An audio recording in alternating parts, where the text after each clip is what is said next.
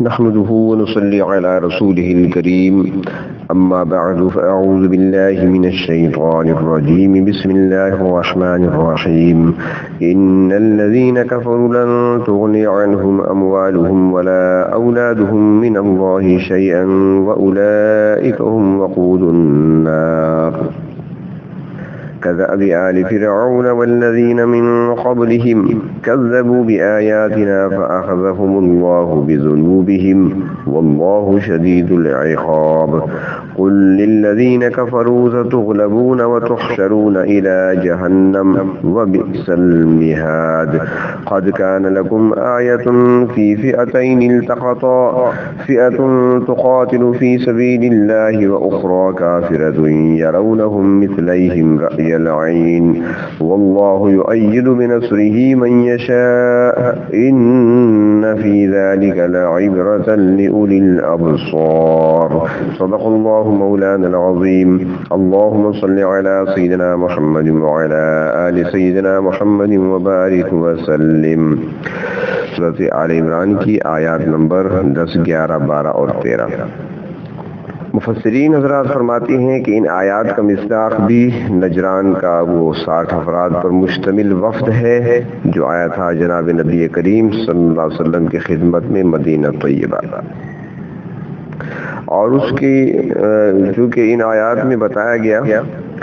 کہ جو کفر کرنے والے ہیں ان کے مال اور ان کی اولاد ان کے کام نہیں آئیں گے، کیونکہ ان کی نظریں دنیاوی مفاد پر لگی ہوتی ہیں اور دنیا کو ہی سب کچھ سمجھتے ہیں. تو فرمایا کہ دنیا کے اسباب یہ چیزیں اور جن اپنے بیٹوں کی خاطر اور جس اولاد کی خاطر وہ سب کچھ کر رہے ہیں تو وہاں پر اللہ کی بارگاہ میں نہ یہ اولاد کام آنے والی ہے نہ یہ جمع کیا ہوا مال کام آنے والا ہے. اور یہاں پر مفسرین حضرات ایک واقعہ بھی نقل کرتے ہیں کہ نجران کا یہ وفد جب مدینہ منورہ کے سفر پر روانہ ہوا تو دوران سفر خچر پر سوار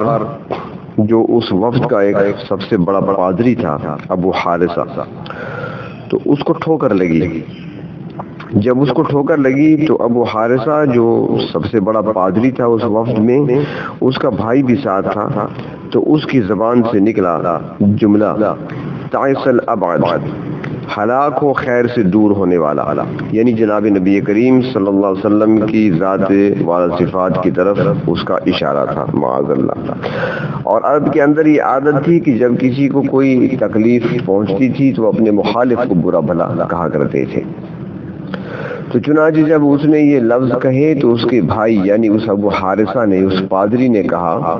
جواب میں کہ تیری ماں ہلاک ہو، تم نبی آخر الزمان کی شان میں یہ الفاظ کہہ رہے ہو؟ وہ تو اللہ کے سچے نبی ہیں اور ان کی نشانیاں ہماری کتابوں میں موجود ہیں. تو بھائی ان سے کہنے لگا کہ اگر محمد صلی اللہ علیہ وسلم واقعی اللہ کے سچے نبی ہیں تو پھر تم ان سے بحث مباحثہ کرنے کی بجائے ان پر ایمان کیوں نہیں لے آتے؟ ہم تو جا رہے ہیں بحث کرنے کے لیے، تو پھر ہمیں تو ایمان لانا چاہیے تھا، تو پھر تو ہم ان سے مباحثہ نہ کریں. تو ابو حارثہ نے، اس پادری نے جواب میں کہا کہ اس کی وجہ یہ ہے کہ روم کے عیسائی بادشاہوں نے ہمیں مال و دولت دے رکھا ہے، ہمیں عزت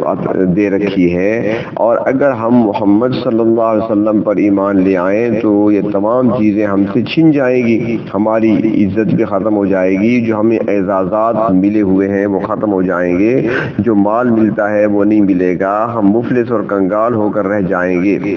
تو بہرحال وہ پادری کا بھائی سمجھ گیا کہ ہمارا دین غلط ہے، ہم صرف مال و دولت کی خاطر اللہ کے نبی کی مخالفت کر رہے ہیں. تو بہرطور جب یہ وفد مدینہ پہنچا اور جناب نبی کریم صلی اللہ علیہ وسلم سے بحث مباحثہ ہوتا رہا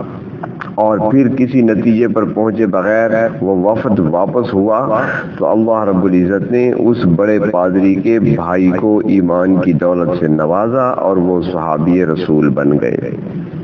تو اللہ تبارک و تعالی ارشاد فرماتے ہیں کہ اہل کفر جو ہیں وہ جہنم کا ایندھن بنیں گے اور ان کا مال و دولت اور اولاد انہیں اللہ کے عذاب سے نہیں بچا سکیں گے، چونکہ کفر اور تکبر اور تکذیب اور انکار میں ان کا حال فرعونیوں جیسا ہے، اس لیے ان کا انجام بھی انہی جیسا ہوگا، کیونکہ فرعونیوں کے پاس مال و دولت کی فراوانی بھی تھی اور افرادی قوت بھی تھی۔ انہوں نے حضرت موسیٰ علیہ السلام کے ہاتھوں بڑے بڑے معجزات اور نشانیاں دیکھی، انہیں ایمان لانے کی توفیق تو کیا نصیب ہوتی، دن بدن ان کے کفر اور تکبر میں اضافہ ہی ہوتا چلا گیا۔ پھر وہ عذاب الہی میں گرفتار ہوئے تو دنیا میں بھی وہ عبرت کا نشان بنے اور آخرت میں بھی یقیناً انہیں بہت برے انجام سے دوچار ہونا پڑے گا۔ نبی کریم صلی اللہ علیہ وسلم کے زمانے کے مشرکین اور یہود کی حالت بھی ہر طرح سے فرعونیوں جیسی تھی، وہی دولت کا غرور، طاقت کا گھمنڈ اور آیات الہیہ کا انکار۔ جب حالت ایک جیسی ہے تو بتا دیا کہ انجام بھی ایک جیسا ہوگا۔ دنیا میں انہیں یوں سزا دی جائے گی کہ یہ مسلمانوں کے ہاتھوں مغلوب اور مردار ہوں گی، اور آخرت کی سزا یہ ہوگی کہ انہیں ہنکا کر جہنم کی طرف لے جایا جائے گا۔ چنانچہ مشرکین کی مغلوبیت کی جو وعید سنائی گئی تھی اس کا پہلا باقاعدہ ظہور میدان بدر میں ہوا، جہاں دو جماعتوں کی آپس میں جنگ ہوئی، اور ان میں سے ایک جماعت وہ تھی جو ایمان و یقین کی صفت رکھتی تھی۔ یہ 313 افراد تھے، ان کے پاس صرف 2 گھوڑے تھے، 6 زریں تھیں اور صرف 8 تلواریں تھیں، اور ان میں سے اکثر پیادہ تھے یعنی پیدل تھے، جبکہ کافر ان سے 3 گنا یعنی 1000 تھے۔ ان میں سے 100 زرہ پوش تھے، ان کے پاس 700 اونٹ تھے، وہ ہر قسم کے جنگی اسلحہ سے لیس تھے، کھانے کا وافر سامان تھا، لیکن ان کے دلوں میں اسلامی لشکر کا رعب ڈالنے کے لیے اللہ رب العزت نے جنگ شروع ہونے کے بعد ایسی صورت پیدا کر دی کہ وہ کھلی آنکھوں سے مسلمانوں کو اپنے سے دگنا سمجھ رہے تھے۔ جنگ کے اختتام پر جب انہیں پتہ چلا کہ ہماری تعداد مسلمانوں سے 3 گنا تھی تو انہیں شدید ترین حسرت اور ندامت ہوئی۔ ان دونوں لشکروں میں جو بنیادی فرق تھا وہ یہ تھا کہ ان میں سے ایک کو اللہ رب العزت کی تائید اور نصرت حاصل تھی اور دوسرا اس سے محروم تھا، اور جس لشکر کو اللہ تعالی کی تائید حاصل ہو وہ قلت کے باوجود بھی شکست نہیں کھاتا۔ تو اللہ تبارک و تعالی ارشاد فرماتی ہیں، ان الذین کفروا، بے شک جن لوگوں نے کفر کیا، لن تغنی عنہم اموالہم ولا اولادہم من اللہ شیئا، ہرگز کام نہ آئیں گے ان کے مال اور نہ اولاد کچھ بھی۔ یعنی جب اللہ رب العزت کی طرف سے پکڑ آئے گی تو مال و اولاد جن کی خاطر وہ ایمان سے محروم رہے، انہیں پھر اللہ کی اس گرفت سے وہ نہ بچا سکیں گے۔ آج کتنے لوگ ہیں جو مال و اولاد کی خاطر طرح طرح کی بدعنوانیوں میں مبتلا ہیں، ناانصافی، رشوت خوری، ذخیرہ اندوزی،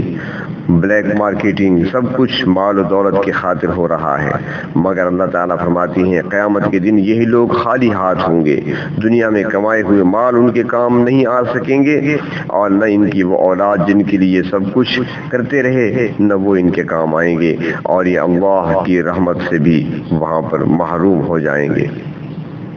وَأُولَئِكَ هُمْ وَقُودُ النَّارِ، ایسے لوگ خود دوزخ کا ایندھن ہیں۔ اور دوزخ کے ایندھن کے متعلق فرمایا وقودها الناس والحجارہ، انسان اور پتھر دوزخ کا ایندھن ہے۔ چنانچہ کفر کرنے والے پتھروں کے ساتھ دوزخ کا ایندھن بنیں گے۔ اللہ رب العزت ہماری حفاظت فرمائے۔ اور پھر ان کی عادات کو بتایا جا رہا ہے کہ ان کی عادات وہی عادات ہیں جو فرعون کی تھیں، کیونکہ فرعون کو بھی یقین تھا کہ حضرت موسیٰ اور ہارون علیہ السلام اللہ کے برحق پیغمبر ہیں، مگر وہ انہیں ماننے پر تیار نہ ہوا۔ تو فرمایا کذب آل فرعون والذین من قبلہم، ان کی عادت بھی آل فرعون اور ان سے پہلے لوگوں کی سی ہے، یعنی کفار کا بھی وہی شیوا ہے جو آج کے کفار ہیں، ان کا بھی وہی شیوا ہے جو آل فرعون کا تھا، کہ محض دنیا کے مال و متاع کی خاطر حق کو قبول کرنے پر تیار نہ تھے۔ دعب کے معنی عادت اور خصلت کے ہوتے ہیں۔ والذین من قبلہم، اس سے مراد وہ تمام پہلی قومیں ہیں جنہوں نے اپنے اپنے انبیاء کا انکار کیا، جیسے نوح علیہ السلام کی قوم، حضرت ہود علیہ السلام کی قوم، حضرت صالح علیہ السلام کی قوم. اس طرح دوسری اقوام گزری ہیں جنہوں نے وقت کے نبی کی بات کو نہیں مانا اور انکار کیا. تو فرمایا کہ کفار مکہ کی عادات بھی ان گزری ہوئی قوموں کی عادات کے مطابق ہیں. کذبوا بآیاتنا، انہوں نے ہماری آیتوں کو جھٹلایا. آیات سے مراد احکام بھی ہیں، معجزات بھی ہیں. گویا ان لوگوں نے نہ تو اللہ کے احکام کی پرواہ کی، نہ ہی پیغمبر اسلام صلی اللہ علیہ وسلم کے معجزے کو سچا جانا. تو فرمایا کہ جب پہلے لوگوں نے جھٹلایا ہماری آیتوں کو، فَأَخَذَهُمُ اللَّهُ بِذُنُوبِهِمْ، اللہ تعالیٰ نے ان گناہوں کی پاداش میں ان کو پکڑ لیا. تو بتایا جا رہا ہے کہ جس طرح ہم نے ان پہلے لوگوں کو پکڑا، اسی طرح اگر مکہ کے مشرکین یا مدینہ کے یہود اپنی بری حرکتوں سے باز نہ آئے تو وہ بھی ایسی ہی گرفت میں آ جائیں گے. اور پھر جس کو اللہ رب العزت پکڑتے ہیں تو پھر وہاں پکڑ بڑی سخت ہوتی ہے، کوئی چھڑانے والا نہیں ہوتا. واللہ شدید العقاب. اور ایک مقام میں فرمایا ان بطش ربک لشدید، تیرے پروردگار کی پکڑ بڑی سخت ہے.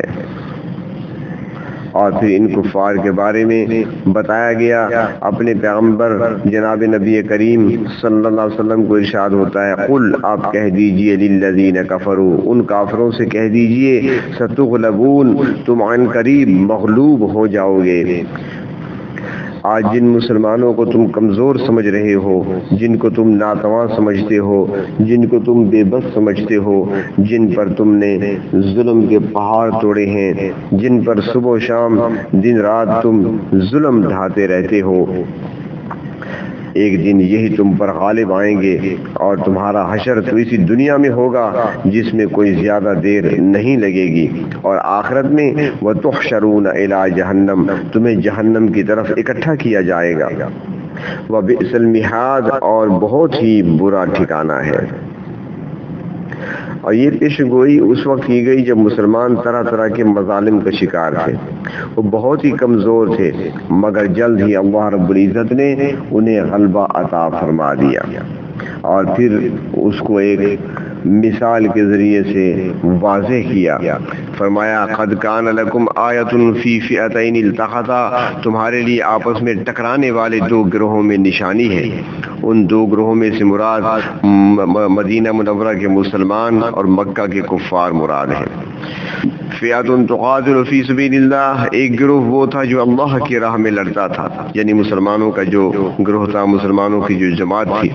نبی کریم صلی اللہ علیہ وسلم پر ایمان لانے والا جو گروہ تھا وہ اللہ کی راہ میں لڑنے والے تھے. وَأُخْرَى کافرہ، اور دوسرا گروہ کفار مکہ کا تھا جو کفر کو غالب کرنا چاہتا تھا.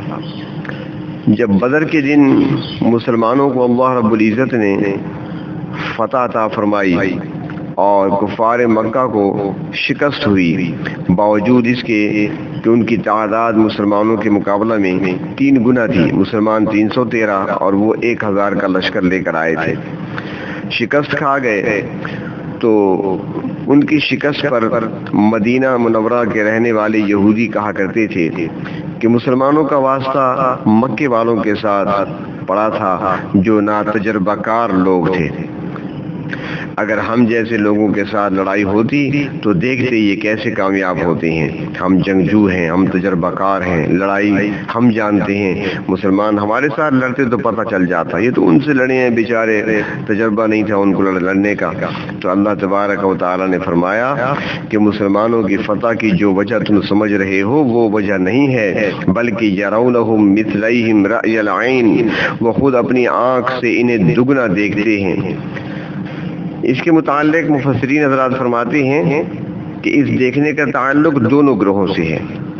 یعنی بدر کے میدان میں اہل ایمان دیکھ رہے تھے کہ کفار ان سے تعداد میں دگنے ہیں، اور واقعتاً ایسا ہی تھا. اور اس میں کوئی شک نہیں کہ کفار تعداد میں دگنے سے بھی زیادہ تھے، مسلمان 313 اور وہ 1000۔ اور دوسری طرف یہ بھی مانا ہے کہ کفار مسلمانوں کو اپنے سے دگنی تعداد میں دیکھتے تھے، کیونکہ اللہ رب العزت نے مسلمانوں کی مدد کے لیے فرشتوں کو بھیج دیا تھا، اور اس کی تفصیل سورۃ انفال میں آئے گی۔ بدر کے میدان میں اللہ رب العزت نے ابتدا میں ایسی کیفیت طاری کر دی تھی کہ دونوں گروہ ایک دوسرے کو اپنے سے کمتر دیکھ رہے تھے۔ اہل ایمان نے کفار کو دیکھا تو انہیں اپنے سے تعداد میں بہت کم پایا، اور کافروں نے ایمان والوں کو دیکھا تو وہ بھی تھوڑے نظر آئے، وہ تو خیر حقیقت میں تھے ہی تھوڑے۔ مگر اس کے بعد اللہ رب العزت نے کفار کی تعداد کم کر کے دکھانے کی حکمت بھی بیان فرمائی سورۃ انفال کے اندر، کہ تمہیں کفار کی تعداد کم کر کے دکھانے میں مصلحت تھی کہ کہیں تمہارے دلوں میں ضعف نہ پیدا ہو جائے، کمزوری پیدا نہ ہو جائے۔ اگر تمہیں کثیر تعداد میں دکھائے جاتے، یعنی زیادہ تعداد ان کی دکھائی جاتی، تو تمہارا خطرہ تھا کہ تم پھسل جاتے یا تم پر رعب طاری ہو جاتا، اور پھر تم جم کر لڑ نہ سکتے۔ تو پھر جب لڑائی شروع ہوئی تو اللہ نے فرشتے میدان میں اتارے تو کفار کو مسلمانوں کی تعداد زیادہ نظر آنے لگی، جس کی وجہ سے ان پر رعب طاری ہو گیا اور ان کے پاؤں اکھڑنے لگے۔ تو اللہ تعالیٰ نے فرمایا واللہ یؤید بنصرہ من یشاء، اللہ تعالیٰ جسے چاہے اپنی تائید سے اس کی مدد فرماتا ہے۔ کہ مسلمانوں کے پاس اس قدر کم تعداد اور تھوڑے سے سامان کے ہونے کے باوجود اللہ رب العزت کی تائید وہ مسلمانوں کے ساتھ تھی، اور کسی کے وہم و گمان میں بھی یہ نہ تھا کہ مسلمانوں کی اتنی بڑی فتح حاصل ہوگی۔ اور اللہ تعالیٰ یہ بھی فرماتے ہیں ان فی ذلک لعبرۃ لاولی الابصار، ایسے واقعات میں عبرت ہے ان لوگوں کے لیے جو صاحب بصیرت ہیں۔ تو یہاں پر ان لوگوں کو عبرت دلانا مقصود ہے جو کہا کرتے تھے بدر کے میدان میں مسلمانوں کی فتح پر کہ مسلمانوں کا مقابلہ اہل مکہ سے ہوا، مشرکین مکہ سے ہوا، وہ نہ تجربہ کار تھے، ہم جیسے تجربہ کاروں کے ساتھ، جنگجوؤں کے ساتھ اگر مقابلہ ہوتا تو ہم دیکھتے کہ وہ ہم سے کیسے فتح ہم پہ حاصل کرتے ہیں۔ تو اللہ تبارک و تعالیٰ نے یہاں پر ان کو بتا دیا کہ تم اپنی لڑائی کے سامان پر، سامان حرب پر، اپنی جنگی فنون پر تم فخر نہ کرو، ماہرین جنگ پر غرور نہ کرنا، اپنے تجربے اور جنگی چالوں کی طرف نہ دیکھو، بلکہ اللہ رب العزت جب چاہتا ہے تو تھوڑے سے لشکر کو بہت بڑے لشکر پر غالب کر دیتا ہے۔ اللہ تبارک و تعالیٰ ہمیں مغلوبیت سے پناہ عطا فرمائے اور عالم اسلام کو قوت و طاقت عطا فرمائے۔ وآخر دعوانا ان الحمد للہ رب العالمین۔